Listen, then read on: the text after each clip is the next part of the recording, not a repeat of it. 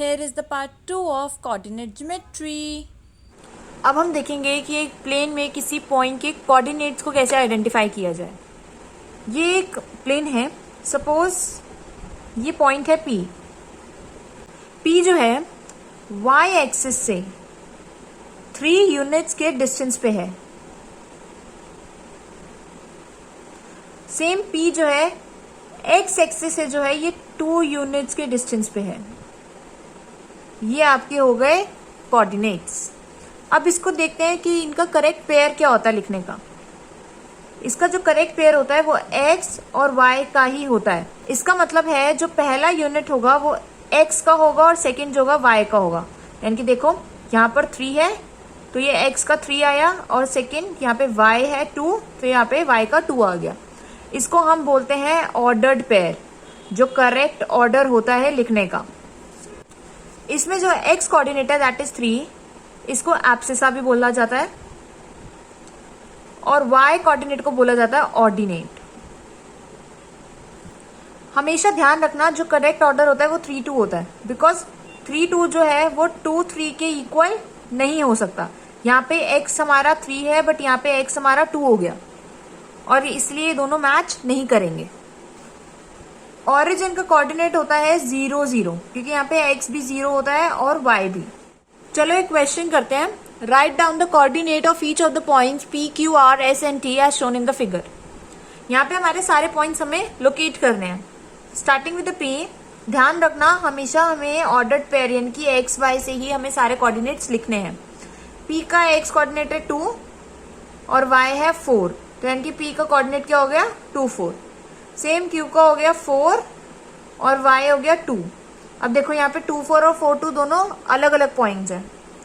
S -2 पहले x लिखेंगे फिर y दैट इज 3। T का x है -5 और y है -3, तो इसका कोऑर्डिनेट हो गया -5 एंड -3। अब बचा R। R को कैसे लिखेंगे? इसमें देखो x के ऊपर तो 5 है, ठीक है, लेकिन y तो कुछ है ही नहीं, तो यानी कि y क्या हो गया 0।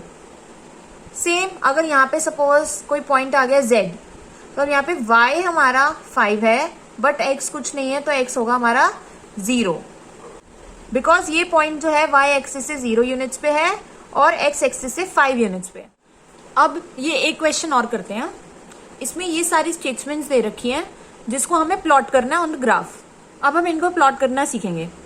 फर्स्ट, अबव x एक्सिस के ऊपर, लाइंग ऑन y एक्सिस पे लाई करता है eight a distance of 4 units, 4 units का डिस्टेंस। x एक्सिस है, x एक्सिस के ऊपर y एक्सिस के ऊपर लाई करता है 4 यूनिट्स के डिस्टेंस पे, तो यानी कि आपका ये पॉइंट हो गया फर्स्ट वाला। सपोज इसको P दे दो और इसके कोऑर्डिनेट्स लिख दो, x is 0 and the y is 4।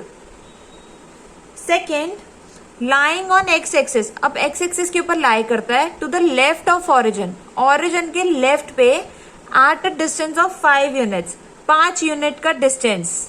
Statements को ध्यान से पढ़ के रखना। ऑरिजिन यानी कि जो ऑरिजिन है इसके लेफ्ट में बात की गई है, से ये आपका पॉइंट हो गया Q, यानी कि इसके कोऑर्डिनेट्स हो गए -5 0।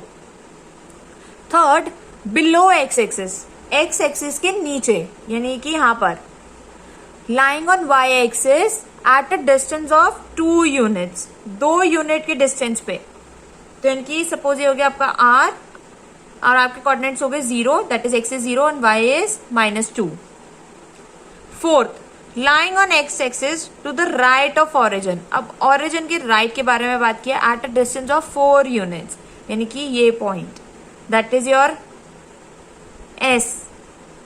तो आपका पॉइंट हो गया x हो गया आपका 4 और y हो गया 0।